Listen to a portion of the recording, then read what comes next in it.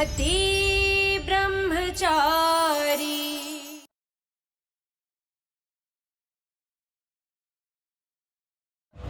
ഈ പ്രതിമയുണ്ടല്ലോ അതിവിടെ നടുക്കായിട്ട് വെക്കണം. ഓക്കെ? എന്റെ കൃഷ്ണ, നീ എന്നെ ഒന്ന് ഹെൽപ്പ് ചെയ്യണം. ഇവരെല്ലാം കൂടി എന്നെ വന്ന് എടുത്തു പൊക്കിയാൽ ആകെ പ്രശ്നമാവും. എന്നാ ഞാനൊന്ന് സൂരജ് അറിഞ്ഞാൽ പിന്നെ ഒരു നിമിഷം പോലും എന്നെ ഇവിടെ നിൽക്കാൻ അനുവദിക്കില്ല.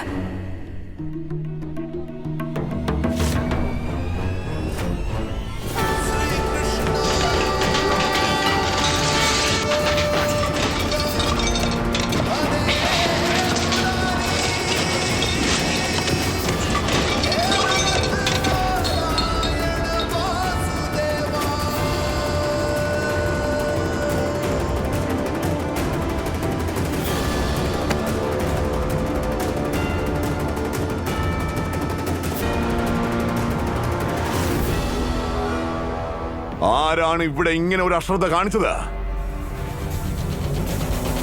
ചേട്ടനെ കാണാതെ ഒളിക്കാൻ നോക്കിയപ്പോ ആ വലിയ ഫ്ലവർ വേസിൽ തട്ടി. അങ്ങോട്ട് എങ്ങനെയാ ചെല്ലുക? അവിടെയാണെങ്കിൽ സൂര്യചേട്ടനും ഉണ്ട്. മുൻപോട്ട് വരാൻ.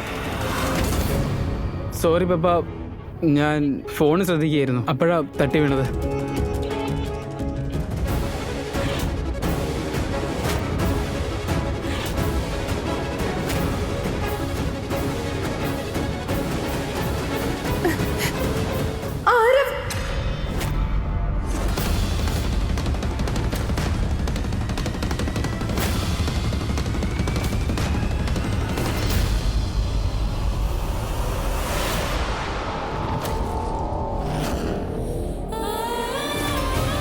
ഇഷ,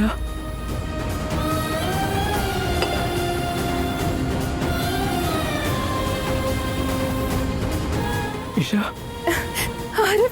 ഇഷ,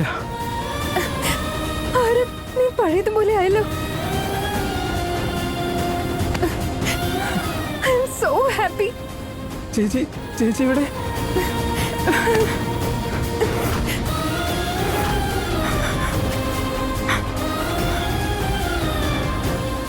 മോനെ ആരോ, ഒന്ന് ശ്രദ്ധിച്ചു നടക്ക. ആരവ്, എന്റെ സഹോദരന് ആരവിന് നടക്കാൻ കഴിയുന്നുണ്ട്. എന്റെ സഹോദരന് നടക്കാൻ കഴിയുന്നുണ്ട്. Krishna, thank you so much. അതെടുത്ത് മാറ്റ. ചെല്ലു, വേഗം ചെല്ല്.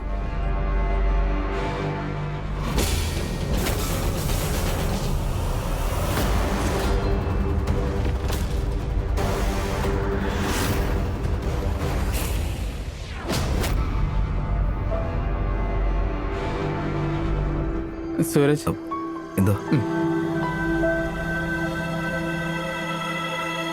ടെൽ മീ, ഇഷയ്ക്ക് സുഖമാണോ? നീ അവളെ നന്നായി നോക്കുന്നുണ്ടല്ലോ അല്ലേ? അവളവിടെ സുഖമായിട്ടല്ലേ ജീവിക്കുന്നേ? വേറെ പ്രശ്നമൊന്നുമില്ലല്ലോ. സൂരജ്, എന്തിനാ പഠിക്കുന്നേ? എന്നോട് പറയേ, എനിക്ക് ഇഷയെക്കുറിച്ച് എല്ലാം അറിയണം. അയാൾ തിരിച്ച് ഇങ്ങോട്ടേക്ക് വരാൻ വേണ്ടിയാണ് ഞാൻ ഇപ്പോഴും ശ്രമിച്ചുകൊണ്ടിരിക്കുന്നത്. പക്ഷെ അയാൾ തിരിച്ചു വരാൻ കൂട്ടാക്കുന്നില്ല. പിന്നെ ആ ഭാഷയിൽ അയാൾ ഓരോ മണിക്കൂറും ഓരോ ദിവസവും എന്തെങ്കിലും ജോലികൾ ചെയ്തായിരിക്കും പ്രകടിപ്പിക്കുന്നത്. ഇതുവരെ ചെയ്യാത്ത ജോലികളൊക്കെ. നിങ്ങൾ അവരുടെ സഹോദരനാണ്. സമയം കിട്ടുമ്പോഴൊക്കെ അവരെ ഒന്ന് കാണണം, എന്നിട്ട് പറഞ്ഞ് മനസ്സിലാക്കണം. കാരണം ആ സ്ഥലം അവർക്ക് പറ്റിയൊരു സ്ഥലമേ അല്ല. ആ കുട്ടി അവിടെ നിന്ന് തിരിച്ചു വരണം. കാരണം ആ സ്ഥലം ആ കുട്ടിക്ക് പറ്റിയതല്ല.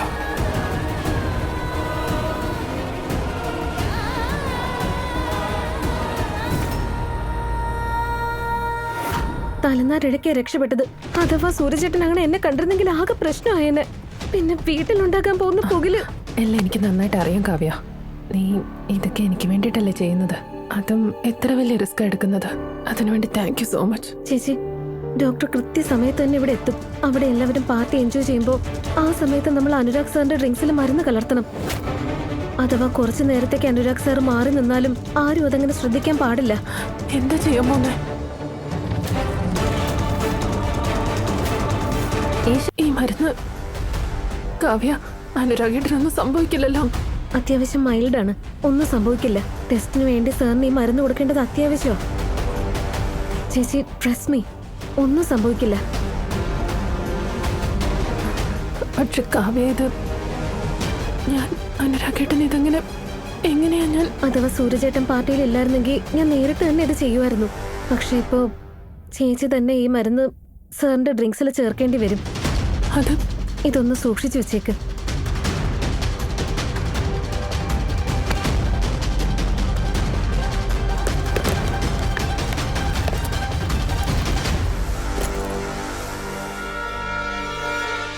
ഹലോ പുരുഷോത്തമൻ സാർ, വരൂ വരൂ, നമ്മുടെ പാർട്ടിയിലേക്ക് ഹാർദവമായ സ്വാഗതം. സാർ വന്നതോടുകൂടി നമ്മുടെ പാർട്ടിയുടെ ശ്രേയസ് വർദ്ധിച്ചു. പ്രത്യേകിച്ച് താങ്കളുടെ മകനെയും കൂടെ കൊണ്ടുവന്നതിൽ എനിക്ക് വളരെയധികം സന്തോഷമുണ്ട്. നിന്റെ തലവര വെച്ച് ഇവൻ ഒന്നുമല്ലാത്തൊരു പയ്യനല്ല, പുരുഷോത്തമൻ സാറിന്റെ മകനാണ്. മാത്രമല്ല, നീ ഇവന്റെ ഭാര്യയായിട്ട് തന്നെ ജീവിക്കുകയും വേണം. എനിക്ക് വേണ്ട ഈ വിവാഹം. പുരുഷോത്തമൻ സാറേ, ഞാനൊന്ന് പറഞ്ഞോട്ടെ. വളരെ ഹാർദവമായി ഞാൻ നിങ്ങളെ സ്വാഗതം ചെയ്യുവാണ്. Welcome welcome. പുരുഷോത്തമൻ സാർ, ഇവനെ സാർ കണ്ടിട്ടുണ്ടാവുമല്ലോ. അതെ, തീർച്ചയായും. പിന്നെ ഒരു പ്രത്യേകത എന്താണെന്ന് വെച്ചാൽ, സാറിനെ സ്വാഗതം ചെയ്യാൻ ഇന്നിവൻ സ്വയം നടന്നാണ് ഇവിടേക്ക് വന്നിട്ടുള്ളത്. എനിക്ക് ഏറ്റവും പ്രിയപ്പെട്ട എന്റെ ഇളയ മകൻ ആരവ്. അനുഗ്രഹം വാങ്ങിക്കുമോനെ. ഏയ്,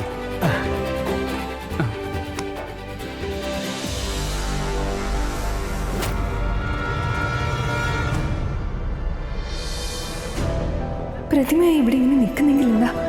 അറ്റ്ലീസ്റ്റ് എനിക്ക് എൻ്റെ വീട്ടുകാരെ കാണാനെങ്കിലും പറ്റുന്നുണ്ടല്ലോ. പിന്നെ കിട്ടുന്ന പ്രതിഫലം കൊണ്ട് വല്യമ്മയ്ക്ക് കൊടുക്കാനുള്ള കാശും കൊടുത്തു തീർക്കാം. കണ്ടിട്ട് സന്തോഷം തോന്നുന്നു. അപ്പോ എന്റെ പ്രിയപ്പെട്ട സഹോദരി സഹോദരന്മാരെ, നിങ്ങൾക്ക് എല്ലാവർക്കും അറിയാവുന്ന ഒരു കാര്യമാണ്, ഞാൻ എന്റെ പാൻ മസാലയുടെ ബിസിനസ് മാനമുട്ടെ വളരെ ഗംഭീരമായിട്ടാണ് നടത്തുന്നത്. ഇന്ന് ഞാൻ നിങ്ങൾക്ക് മുമ്പിലായി ഒരു വിശിഷ്ട വ്യക്തിയെ പരിചയപ്പെടുത്താൻ പോവുകയാണ്. കാരണം ഞാൻ അവനിൽ എന്നെ തന്നെയാണ് കാണുന്നത്. അവനെ കാണുമ്പോഴേക്കും എന്റെ ഉള്ളിൽ ഒരു പ്രതീക്ഷ ഉടലെടുക്കാറുണ്ട്. അതായത് എന്റെ കാലശേഷവും എന്റെ സാമ്രാജ്യം എന്നെക്കാൾ നന്നായി അവൻ മുൻപോട്ട് കൊണ്ടുപോകുന്ന എനിക്ക് പ്രതീക്ഷയുണ്ട്. അവനാണ് എന്റെ പ്രിയപ്പെട്ട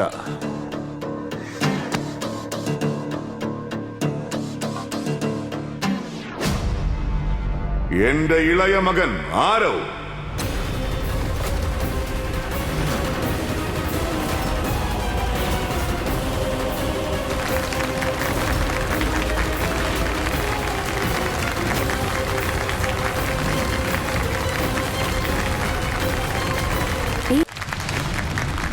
വാ മോനെ, വാ.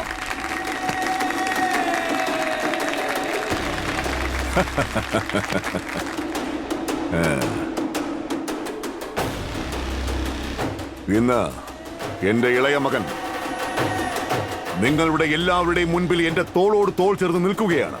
എനിക്ക് പരിപൂർണ വിശ്വാസമുണ്ട്.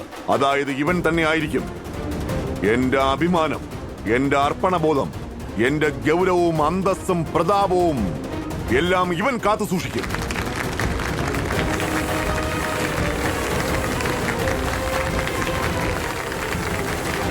നന്നായി വരുന്നുണ്ട്. പിന്നെ നിങ്ങൾക്കെല്ലാവർക്കും അറിയാവുന്നതാണ്, ഇവനാണ് എന്റെ പ്രിയപ്പെട്ട മൂത്ത മകൻ അനുരാഗ്. മോളെ, അടുത്തേക്ക് വരൂ. ഇതെന്റെ മരുമകളാണ് ഖുഷ്ബു. പിന്നെ എന്റെ മകൻ അനുരാഗ് എനിക്ക് സന്തോഷിക്കാൻ വേണ്ടിയിട്ടുള്ള ഒരു പ്രത്യേക അവസരം തന്നിട്ടുണ്ട്. അനുരാഗ് ഞങ്ങളുടെ വംശത്തിന്റെ വേരിനെ മുൻപോട്ട് നയിക്കുകയാണ്. അതേ കൂട്ടുകാരെ, ഞാൻ മുത്തശ്ശനാകാൻ പോവുകയാണ്. Grand father.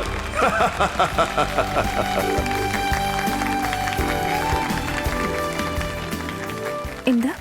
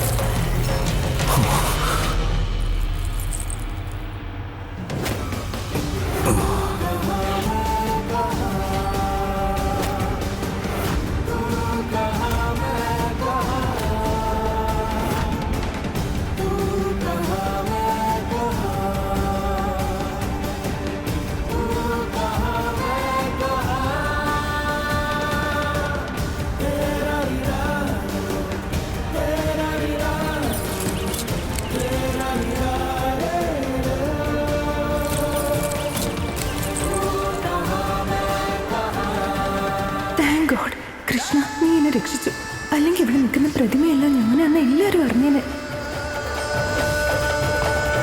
ഹോ, പ്രതിമ വീഴാതിരുന്നത് നന്നായി. ഇതങ്ങനെ താഴെ വീണ് പൊട്ടിയിരുന്നെങ്കിൽ സാറിന്റെ പാർട്ടി ആകെ കൊളായനെ. എന്നാലും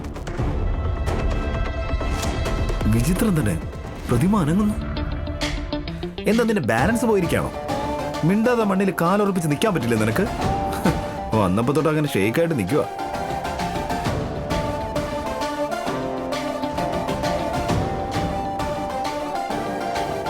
പ്രതിമ ഇവർ വഴക്ക് പറയുന്ന ആളെ ആദ്യമായിട്ട് കാണുന്നത്. ഈ ബ്രഹ്മചാരിക്ക് ഒരു സാധനവും നന്നായിട്ട് ഹാൻഡിൽ ചെയ്യാൻ അറിയില്ല. ഇവിടെ തന്നെ നിൽക്കണം കേട്ടോ, അല്ലെങ്കിൽ വേണ്ട, ഞാൻ പോകുന്നില്ല. ഇനി അഥവാ വീണ്ടും മറിഞ്ഞെങ്ങാനും വീഴാൻ പോയാലോ, അത് പിന്നെ പണിയാവും. ഇതുപോലെ തന്നെ എപ്പോഴും എന്നെ നിരീക്ഷിച്ചുകൊണ്ടേയിരിക്കും. സ്വസ്ഥമായിട്ടൊന്ന് ശ്വാസം വിടാൻ പോലും സമ്മതിക്കില്ല. പ്രതിമയ്ക്ക് ഇങ്ങനെ കാവലായിട്ട് ആരെങ്കിലും നിൽക്കാറുണ്ടോ? ഓ അത് ശരി, പിന്നല്ലാതെ. സത്യം പറഞ്ഞാൽ നിങ്ങളുടെ പാർട്ടി അതിഗംഭീരം തന്നെയാണ് ഗുലാബ് സർ. അത് പിന്നെ ഗംഭീരം ആകാതിരിക്കോ? ഒരു സമയത്ത് രണ്ട് സന്തോഷങ്ങളല്ലേ വന്നിരിക്കുന്നത്. ഒന്നെന്റെ മൂത്ത മകൻ അച്ഛനാകാൻ പോകുന്നു, പിന്നെ എന്റെ രണ്ടാമത്തെ മകൻ വീൽ ചെയറിൽ നിന്ന് എഴുന്നേറ്റ് സ്വയം നടക്കാൻ തുടങ്ങി. അത് ഗംഭീരം തന്നെ. അപ്പോ രണ്ടു മക്കളുടെയും പേരിൽ ഇത്രയും ഗംഭീരമായൊരു പാർട്ടി. അപ്പൊ സാറിന്റെ മൂന്നാമത്തെ മകളോ? ആ കുട്ടി എവിടെയാ?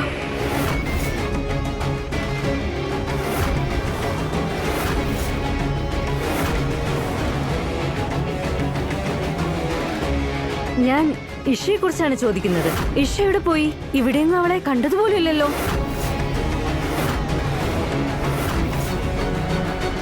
അവൾ എന്നിൽ നിന്നും അകന്നു പോയിരിക്കുക.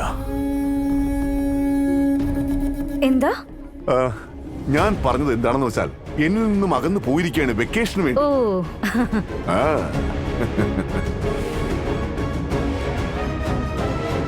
അതിരിക്കട്ടെ, പക്ഷെ ഞങ്ങൾ കേട്ടത് ഈശയുടെ കല്യാണം ആയെന്നാണല്ലോ. അതും ഏതോ ഗുണ്ടയുടെ ഒപ്പം.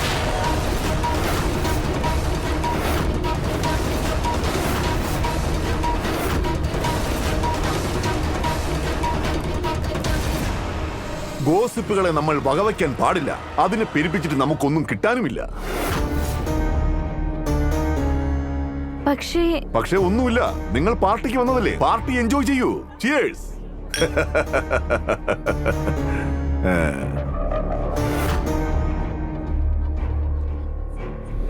പുരുഷോത്തമൻ സാർ, വരൂ വരൂ മോനെ.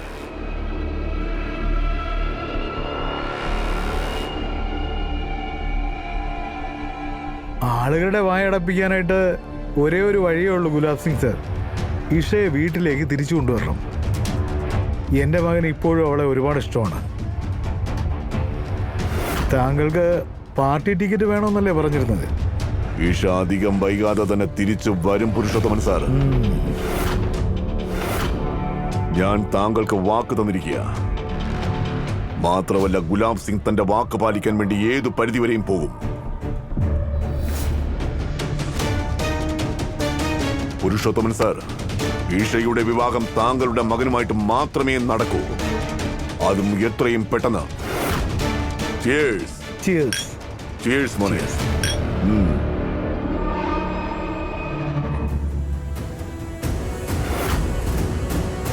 പപ്പ, ഞാൻ തിരികെ വരണം എന്ന് ആലോചിക്കുന്ന ഇതിനു വേണ്ടിയാണോ? ഇവരുടെ ഈ ബിസിനസ് ഡീലിന് വേണ്ടി എന്നെ ബലി കൊടുക്കണമെന്നാണോ ആലോചിക്കുന്നത്? സോറി പപ്പ. പപ്പ എന്റെ വിവാഹം സൂരജുമായിട്ട് നടത്തിയതാ. ഇപ്പൊ ഞാൻ അദ്ദേഹത്തെ എന്റെ ഭർത്താവായി അംഗീകരിച്ചു കഴിഞ്ഞു. അദ്ദേഹത്തിന്റെ കുടുംബം ഇപ്പൊ എന്റെ കുടുംബം പോലെയാ. ഇന്ന് പ്രതിമയായി നിന്ന് കാശ് സമ്പാദിച്ച് ഞാൻ വല്യമ്മയ്ക്ക് കൊടുക്കും. ഈ വിവാഹബന്ധം തകർത്ത് മറ്റൊരു വിവാഹത്തെ പറ്റി എനിക്ക് ചിന്തിക്കാൻ പോലും കഴിയില്ല.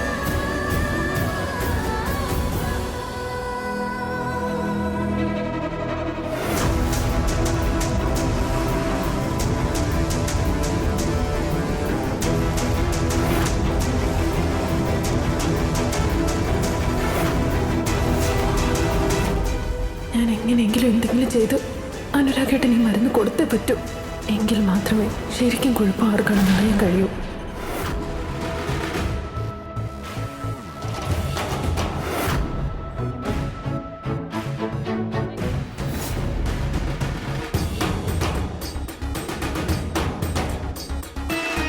മണിക്കൂറുകളോളം ഇതേ പൊസിഷനിൽ നിന്ന് എന്റെ ബോഡി ഷെയ്ക്ക് ആവുക.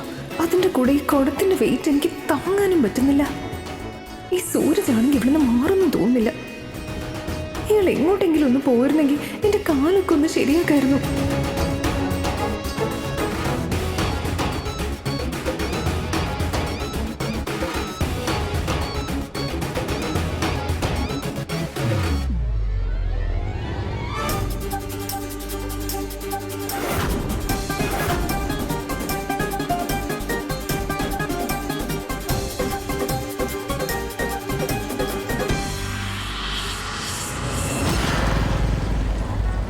അമ്മ ഇത് കഴിക്കുക. ഓ വേണ്ട വേണ്ട, ഇല്ല ഒന്നുകൂടി കഴിക്കണം. ഇത്രയും കാശൊക്കെ ചെലവാക്കി ഇതൊക്കെ വാങ്ങിക്കേണ്ട വല്ല കാര്യമുണ്ടോ?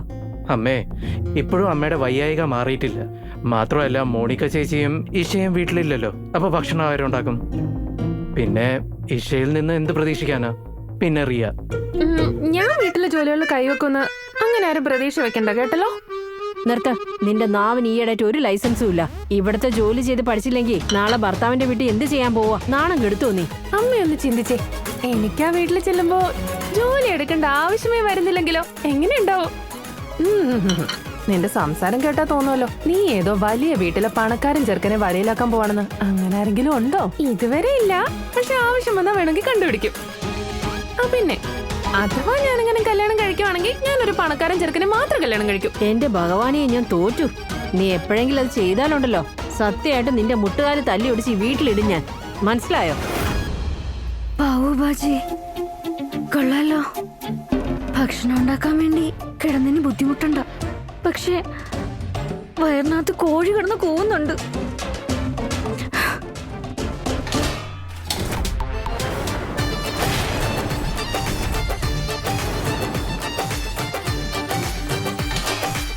എന്താ ചേച്ചി? ഒന്നുമില്ല, പാവുബാജി കഴിക്കാമല്ലോ എന്ന് വിചാരിച്ചു നോക്കിയതാ. വേണ്ടും കഴിക്കാമല്ലോ, പക്ഷെ നിങ്ങൾ പാർട്ടിക്ക് പോയിരിക്കായിരുന്നല്ലേ? അതെ, നിങ്ങളൊക്കെ സൂരജിനൊപ്പം കണ്ടായിരുന്നല്ലോ ആ ഗുലാ ബംഗ്ലാവിൽ വെച്ച്. ഞാൻ വിചാരിച്ചു നിങ്ങൾ പാർട്ടിയിൽ പങ്കെടുത്തു എന്നാണ്. അതുകൊണ്ട് ഞങ്ങൾ പാവഭാജി പാർട്ടി നിർത്തി. അപ്പൊ നമ്മുടെ അയൽപക്കത്ത് ഈ ഒരു കാര്യം കൊണ്ട് നമ്മൾ ഫേമസ് ആയി മാറും, അറിയപ്പെട്ടു തുടങ്ങുന്നേ. ഇന്ന് ജനങ്ങൾ നമുക്ക് നേരെ പുഷ്പവൃഷ്ടി നടത്തും. പണക്കാരുടെ നല്ല ഗംഭീര പാർട്ടി ആയിരിക്കും അല്ലേ? ചേച്ചി, അവിടെ കഴിക്കാൻ എന്തൊക്കെ ഉണ്ടായിരുന്നു? ചേച്ചി പറയ്. അവരുടെ ഭക്ഷണം നമ്മുടെ പോലെ തന്നെയാണോ? അവരെന്താ കഴിക്കുന്നേ? ആ, ഒന്ന് പറ ചേച്ചി. ഈ സാധനങ്ങളൊക്കെ ഇങ്ങനെ ഇരിക്കുമ്പോ വയറുവശന്ന് കണ്ണു കാണാൻ വയ്യല്ലോ. നല്ല വിശപ്പുണ്ട്. അപ്പോഴാ അവളുടെ ഒരു ചോദ്യം, അവിടുത്തെ ഭക്ഷണം എങ്ങനെയുണ്ടെന്ന്. എന്റെ പൊന്നു മനുഷ്യ, പുറത്തുകൊണ്ടുപോയി എനിക്ക് വല്ലതും കഴിക്കാൻ വല്ലതും വാങ്ങി തരുമെന്നേ. എനിക്ക് ശരിക്കും തല ഇറങ്ങുന്നുണ്ട്. ഞാൻ മിക്കവാറും പട്ടിണി ചാവും. ഡി മടിച്ചു പാറു, മോണിക്ക കൊച്ചമ്മ ഈ വീട്ടിലെ കെട്ടിലമ്മയാണെന്നാ വിചാരം. ഇത്രയൊക്കെ വലിച്ചു വാരി കഴിച്ചിട്ട് നിന്റെ പത്തായി നിറഞ്ഞില്ലേ? വീണ്ടും എങ്ങോട്ടാ ഖജനാവ് നിറയ്ക്കാൻ പോകുന്നേ? ദേ ഇവിടെ ഈ കിടക്കുന്ന പാത്രങ്ങളൊക്കെ ആരാ കഴുകി വെക്കാൻ പോകുന്നേ? നിന്റെ വീട്ടിൽ നിന്റെ അമ്മ വരുമോ? ചെല്ലേ. ആ പിന്നെ നമ്മുടെ ഗുലാബ് സിംഗേ, അയാളുടെ തെറ്റിന് എന്തുമാത്രം മണ്ണിട്ട് മൂടിയാലും സത്യം എന്താണെന്ന് വെച്ചാ അയാളുടെ മകളില്ലേ ഇഷ, അവൾക്കേതോ പയ്യനുമായിട്ട് എന്തൊക്കെ അഫെയർ ഉണ്ടായിരുന്നു എന്ന്. പിന്നെ ഗുലാബ് സിംഗിന് അതിനോട് താല്പര്യം ഉണ്ടായിരുന്നില്ല. അതുകൊണ്ട് ഗുലാബ് സിംഗ് അവളുടെ വിവാഹം ഏതോ ദരിദ്രനായ ഗുണ്ടയോടൊപ്പം നടത്തിയത്രേ.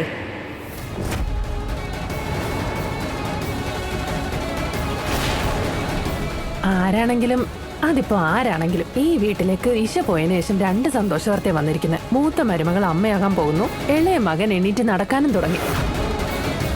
സത്യം പറയുവാണെങ്കിൽ ഇഷ ഈ വീടിന്റെ ഒരു ഐശ്വര്യക്കേട് തന്നെയായിരുന്നു. സത്യം അതാണ്. അതാ പോയിന്റ്, ശരിയാ പറഞ്ഞത്.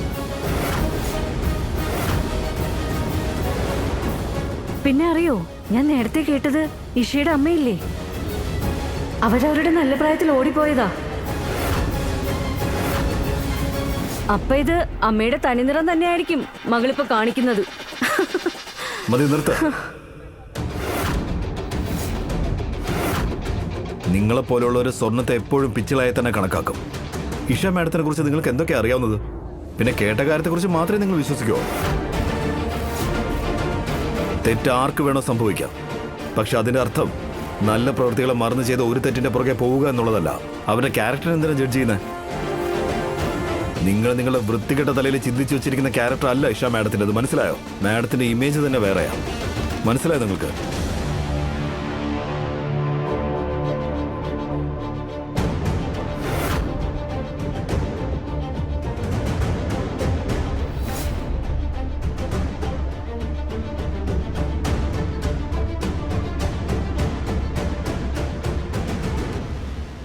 സർ പറയൂ. ജനങ്ങളുടെ വായും പിന്നെ കുപ്രസിദ്ധിയും രണ്ടിന്റെയും ചക്രത്തിന്റെ കൈപ്പിടി നമ്മുടെ കയ്യിലായിരിക്കില്ല. ആരുടെയൊക്കെ വായ മൂടിക്കെട്ടാൻ പറ്റും നമുക്ക്. ഈശ കാരണം നമുക്കുണ്ടാവുന്ന ഈ അപമാന ഭാരമുണ്ടല്ലോ, അത് അവസാനിക്കണമെന്നുണ്ടെങ്കിൽ ഈശ ഈ ഗുലാബ് ബംഗ്ലാവിലേക്ക് മടങ്ങി വരണം. മനസ്സിലായോ നിനക്ക്? മനസ്സിലായി സാർ. എത്ര താല്പര്യത്തോടെയാണ് ഇഷ മാഡത്തിനെ സാർ ഇവിടെ കൊണ്ടുവരാൻ ആഗ്രഹിക്കുന്നത്, അതേ ആവേശത്തിൽ തന്നെയാണ് മാഡത്തിനെ ഞാൻ എൻ്റെ വീട്ടിൽ നിന്ന് പുറത്താക്കാൻ ശ്രമിക്കുന്നത്.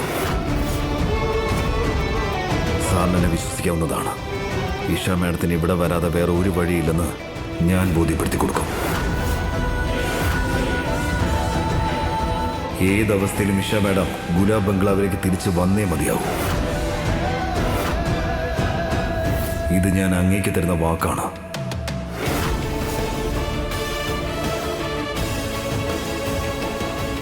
സൂരജ്, ഞാൻ ഇയാളുടെ ജീവിതത്തിൽ നിന്ന് പോകുന്നതിൽ ഇയാൾക്ക് ഒരു വിഷമവും തോന്നില്ലേ?